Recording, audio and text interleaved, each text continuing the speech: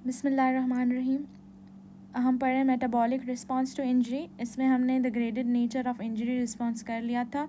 हम देख रहे थे mediators of metabolic response to injury, और इसमें भी हमने हार्मोन्स पढ़ लिए थे थ्रू या via neuro endocrine pathway.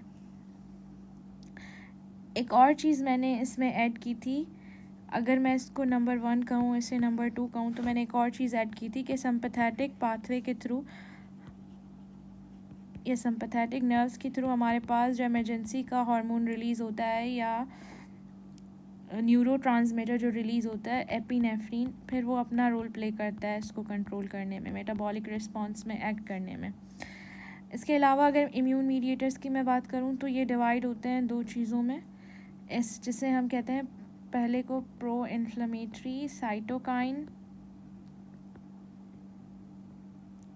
Cytokines और एक आते हैं हमारे पास एंडोजेनस, जो कि इनके ऑपोजिट एक्ट करते हैं। Endogenous inflammatory antagonists,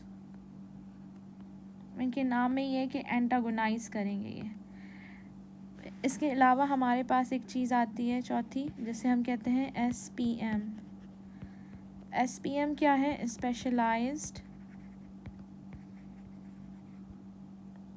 pre resolving mediators हैं। इनका भी एक्ट काम होता है अपना, फिर ये अपना काम करते हैं अपने हिसाब से, ठीक है। तो ये हमारे पास लिस्ट थोड़ी सी लंबी हो गई है कि हमने जो मीडिएटर्स कहे थे कि 2 होते हैं, अब इसमें हमारे पास सिंपैथेटिक से एपिनेफ्रीन का भी रोल आ रहा है, उसके अलावा स्पेशलाइज्ड प्री रिजॉल्विंग मीडिएटर्स का भी रोल आ रहा है। अब इसमें जो है प्री रिजॉल्विंग जो मीडिएटर्स होते हैं ये हमारे पास इन्फ्लेमेशन को कम कराते हैं, ठीक है। ये भी इन्फ्लेमेशन को कम करवाएंगे क्योंकि इन्होंने भी इन्फ्लेमेशन को ज़्यादा नहीं होने देना, इन्हें पता है कि ज़्यादा इन्फ्लेमेशन इज़ इंजूरियस, और ये भी जो है ये भी कम करवाते हैं। जो इन्फ्लेमेशन को ज़्यादा करवाता है वो हमारे पास है प्रो इन्फ्लेमेटरी, इनके नाम में ही लिखा हुआ है प्रो इन्फ्लेमेटरी और एंटागोनाइज, तो इस तरीके से है ये। अब अगर हम बात करें प्रो इन्फ्लेमेटरी साइटोकाइंस की, तो विद इन 24 आवर्स जो है हमारे पास ये रिलीज़ होना शुरू हो जाते हैं इंजरी के बाद, विद इन 24 आवर्स। अब इनका रोल इस तरीके से है कि सबका अलग अलग रोल भी है, सबके अलग अलग फंक्शंस भी हैं और कुछ अपने फंक्शंस हैं। जो ये मिला के फंक्शन करते हैं उनमें एक तो ये फीवर की इंडक्शन कराते हैं, दूसरा ये ईच अदर की जो प्रोडक्शन है एक दूसरे की उसको इन्फ्लुएंस करते हैं, और तीसरा ये इन्फ्लेमेशन करवाएंगे सारे। तो ये इनके जो है ना ये मिला के ये फंक्शंस होते हैं। 3 चीज़ों पे ये एक्ट करते हैं। स्केलेटल मसल पे एक्ट करेंगे ये,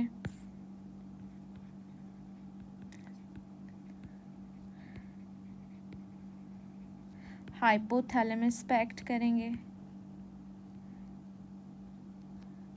लिवर पे एक्ट करेंगे। लिवर पे एक्ट करने के बाद ये सीआरपी को प्रोड्यूस कराते हैं, ठीक है, इसके बारे में पढ़ेंगे हम। हाइपोथैलेमस पे ये एक तो फीवर करवा रहे हैं, फीवर को एक्टिवेट करा रहे हैं, और सीआरएच का रिलीज़ करा रहे हैं, कॉर्टिकोट्रोपिन रिलीज इन हार्मोन का है, जो कि आगे जाके कॉर्टिसोल के रिलीज़ में हेल्प करेगा। तो ये इंटरलिंक इस तरीके से हो रहा है, और स्केलेटल मसल से ये प्रोटियोलिसिस करवाएंगे। अब इनका रोल जो है इंसुलिन पे क्या पड़ेगा, सेम वही कि इनके वजह से हमारे पास इंसुलिन रेजिस्टेंस जो है वो ज़्यादा हो रही है। इंसुलिन रेजिस्टेंस हाइपरग्लाइसीमिया के उसमें ज़्यादा हो रही है, प्रोटियोलिसिस करवा रहे हैं, ये हाइपरग्लाइसीमिया करवा रहे हैं, तो इंसुलिन रेजिस्टेंस को ये ज़्यादा करवा रहे हैं, हाइपरग्लाइसीमिया। अब जो इनके अलग अलग हैं फंक्शंस, अगर उनको मैं एक दफ़ा बता दूं तो वो ये इस तरीके से है कि हमारे पास जो ट्यूमर नेक्रोसिस फैक्टर होता है ये बेसिकली हमारे पास आता है बोन रिजॉर्प्शन में।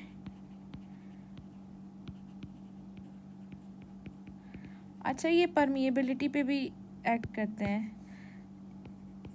जो ब्लड वेसल्स की परमिएबिलिटी है उसको भी ऑल्टर करते हैं। बोन रिजॉर्प्शन में आ रहा है, ये सेप्सिस करवा सकता है, टीएनएफ अल्फ़ा। इन्फ्लेमेशन के बाद अगर ज़्यादा हो जाएगा एपोप्टोसिस में इसका रोल आता है। IL-6 की अगर मैं बात करती हूँ तो IL-6 का क्या रोल आता है कि इसने जो है हमारे पास ऑटो इम्यून डिजीज़ में एक्ट करना होता है, और IL-8 जो है वो क्रॉनिसिटी में आता है। IL-8 क्रॉनिसिटी के अंदर, क्रॉनिसिटी को कैसे याद रखना है कि ये एंजियोजेनेसिस में आता है, और एंजियोजेनेसिस जो है ना वो एक दिन में नहीं होती, उसको टाइम चाहिए होता है। तो ये हमारे पास सारे प्रो इन्फ्लेमेटरी साइटोकाइंस हैं जिन्होंने इन्फ्लेमेशन को इंड्यूस करवाना है। विदिन 24 आवर्स ऑफ इंजरी ये सीक्रेट होता है। इसके अलावा हमारे पास नाइट्रिक ऑक्साइड आ जाता है। नाइट्रिक ऑक्साइड का क्या है कि डुअल रोल है इसका। डुअल रोल किस तरीके से है इसका कि इसने वेज़ोडाइलेशन करानी है, ब्लड वेसल की परमिएबिलिटी को चेंज करेगा, ये वेज़ोडाइलेशन कराएगा, इसके वजह से ब्लड फ्लो जो है वो ज़्यादा होगा। अगर ब्लड फ्लो ज़्यादा जा रहा है तो इसका मतलब है इनडायरेक्टली ये ग्लूकोज को ट्रांसपोर्ट करवा रहा है to the site of injury.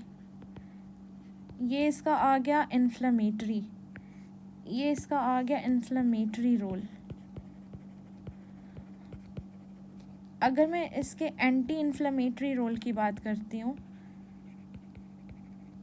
तो ये ना बाकी जो जितने हमारे पास साइटोकाइंस थे प्रो इन्फ्लेमेटरी उनके हिसाब से ये ऑपोजिट करता है। ये जो है स्केलेटल सेल्स के अंदर एंट्री कराता है ग्लूकोज की। क्या कराता है? ग्लूकोज की एंट्री कराते हैं स्केलेटल सेल्स में। तो इसका जो है ना वो डुअल रोल है। बाकी हमारे पास इन्फ्लेमेटरी साइटोकाइंस जितने थे वो इंसुलिन की रेजिस्टेंस को इंक्रीज़ कर रहे थे, ये इंसुलिन की सेंसिटिविटी को इंक्रीज़ करता है। तो इनके सारे मतलब इस तरह के कि ये ना ग्रे में आता है, इसके दो हैं, तो ये ब्लैक भी नहीं है, ये वाइट भी नहीं है, ग्रे के अंदर आ रहा है, ये दो रोल प्ले कर रहा है। ठीक हो गया। नेक्स्ट हमारे पास है एंडोजीनस साइटोकाइन एंटागोनिस्ट। अब ये जो है जितना इन्फ्लेमेशन ज़्यादा होगा उसको कंट्रोल करने के लिए एंटागोनिस्ट रिलीज़ होंगे। इन्होंने जो है एक स्टेट लाना है जो कि हीलिंग की तरफ हो। इसमें इनका रोल फाइब्रोसिस में आता है। ठीक है, इन्फ्लेमेशन को सप्रेस करने में आता है। तो इन्फ्लेमेशन को सप्रेस करने का क्या मतलब है कि ये इम्यूनो सप्रेशन भी कर रहे हैं, इम्यूनो सप्रेशन कर रहे हैं। ठीक है, इम्यूनो सप्रेशन कर रहे हैं। तो अब ये चीज़ याद रखनी है कि इम्यूनो सप्रेशन ये कर रहे हैं तो इसमें इनका क्या रोल आएगा। अब इनके नाम में ये रिसेप्टर एंटागोनिस्ट, ठीक है, इंटरल्यूकिन 1 का एंटागोनिस्ट आ गया। ये TNF सॉल्युबल रिसेप्टर्स आ गए, तो ये TNF अल्फ़ा के एंटागोनिस्ट आ गए। इसके अलावा हमारे पास इसमें आता है TH टाइप 2 और ट्रांसफॉर्मिंग ग्रोथ फैक्टर। अब देखो ट्रांसफॉर्मिंग ग्रोथ फैक्टर जो हमारे पास इसमें है, ये ग्रोथ फैक्टर है, तो इसने फाइब्रोसिस में ही करना है रोल प्ले। ठीक है, हीलिंग की तरफ लेके जाना है इसको। TH टाइप 2 क्या होता है? ये हमारे पास T हेल्पर सेल्स होता है, इसका कॉम्प्लेक्स होता है, और इसकी फॉर्मेशन जो होती है वो हमारे पास कुछ जो है साइटोकाइंस कराते हैं। साइटोकाइन इसमें हमारे पास इंटरल्यूकिन जो है 4 आता है, 5 आता है, 9 आता है और 13 आता है। ये साइटोकाइंस मिला के इसकी फॉर्मेशन कराते हैं। ये कॉम्प्लेक्स टाइप का होता है, इसका रोल भी सेप्सिस के अंदर आता है। ठीक है, और इनके वजह से जो हमारे पास एंटागोनिस्ट हैं, अब याद रखो कि प्रो इन्फ्लेमेटरी काइंस की वजह से हमारे पास जो है SIRS हो रहा था, सिस्टमिक इन्फ्लेमेटरी रिस्पॉन्स सिस्टम जिसके अपने अपने थे कि हार्ट रेट इंक्रीज़ हो रहा है और वो ऑर्गन डिसफंक्शन की तरफ लेके जा रहा है। जो CARS है इसका फुल फॉर्म हमारे पास होता है compensatory anti inflammatory response. Anti inflammatory है ये रिस्पॉन्स सिंड्रोम। तो इसने क्या करवाना है, एक ऐसा स्टेट की तरफ लेके जाना है जहाँ पे बॉडी इम्यूनो सप्रेस्ड हो। अब ये जो है वैसे एक तरह से अच्छी चीज़ करा रहा था। ठीक है, इसका रोल भी ग्रे है ना, कि इसने जो है अच्छी चीज़ करवानी थी कि इसने इन्फ्लेमेशन को रोकना था, लेकिन यहाँ पे जो है इसने अपना रोल प्ले करते करते इम्यूनो सप्रेशन की तरफ ले गया ये बॉडी को, सिंपल। ठीक हो गया। अब इसमें समरी एक दफ़ा देख लेते हैं कि जो हमारे पास प्रो इन्फ्लेमेटरी साइटोकाइंस आ रहे हैं, इंटरल्यूकिन 1 है इसमें, इन ट्यूमर नेक्रोसिस फैक्टर अल्फ़ा है, इंटरल्यूकिन 6 है, 8 है, 1 6 8, और साथ में नाइट्रिक ऑक्साइड का डुअल रोल है इन्फ्लेमेशन की तरफ भी और एंटी इन्फ्लेमेशन की तरफ भी। इंटरल्यूकिन रिसेप्टर एंटागोनिस्ट आ गया, TNF सॉल्युबल रिसेप्टर्स आ गए, और साथ में ये कॉम्प्लेक्स और फिर ट्रांसफॉर्मिंग ग्रोथ फैक्टर बीटा आ गया। अब एक चीज़ जो हमने नहीं पढ़ी लेक्चर में वो हमारे पास है SPM specialised pre resolving mediators. हमारे पास क्या होते हैं, ये डेरिवेटिव्स होते हैं फैटी एसिड्स के। इनका भी काम क्या है, ओमेगा 3 के हो गए या आर्किडोनिक एसिड के डेरिवेटिव्स हो गए। अब ये किस तरीके से मीडिएट करते हैं, ये ना डेब्रिस की जितनी भी इन्फ्लेमेशन की वजह से डेब्रिस जमा हुआ है ना, इसकी क्लियरेंस करवाते हैं। तो इनकी क्लियरेंस करवाने की वजह से एक तरह ये ना फाइब्रोसिस में अपना रोल प्ले कर रहे हैं, हीलिंग में रोल प्ले कर रहे हैं, इनका ये काम होता है। इनके बारे में और ज़्यादा पढ़ने की इतना ज़रूरत नहीं है, इनके बारे में सिर्फ यही चीज़ें पता हों कि SPM क्या है और इनका रोल इतना सारा है। लास्ट बट नॉट लीस्ट हमारे पास जो है, इन्होंने कुछ एग्जांपल्स दिए हैं कि इनका जो इंटरेक्शन है वो इतना कॉम्प्लेक्स है कि फॉर एग्जांपल अगर एक मिसाल में ये कहते हैं कि जो कॉर्टिसोल है इसका रोल इनिशियली जो है हाई अगर अमाउंट में रिलीज़ होता है तो इसने इम्यूनोसप्रेशन करवाना था, लेकिन अगर बंदा सोचे तो ये क्या करता है, इंटरल्यूकिन के साथ इसका लिंक होता है और उसके बाद ये लिवर से CRP की प्रोडक्शन में भी हेल्प कर रहा है। और CRP का क्या है, ये हमारे पास इम्यूनिटी में काम आता है, ठीक है, डिफेंस मैकेनिज़्म है ये बॉडी का।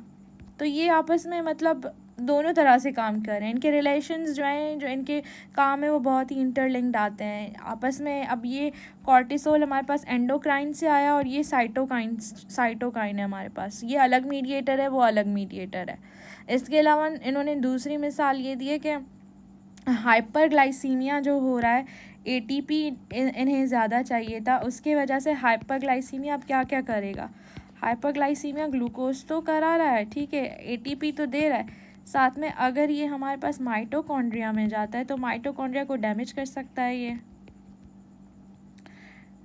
इसके अलावा सेल्स के अंदर ये फ्री ऑक्सीजन जो रेडिकल्स हैं उनकी जनरेशन भी करा रहा है, तो सेल्स को ही ये ख़राब करा रहा है, फ्री रेडिकल जनरेशन करा रहा है, और साथ में हमारे पास जीन ऑल्ट्रेशन भी करा रहा है।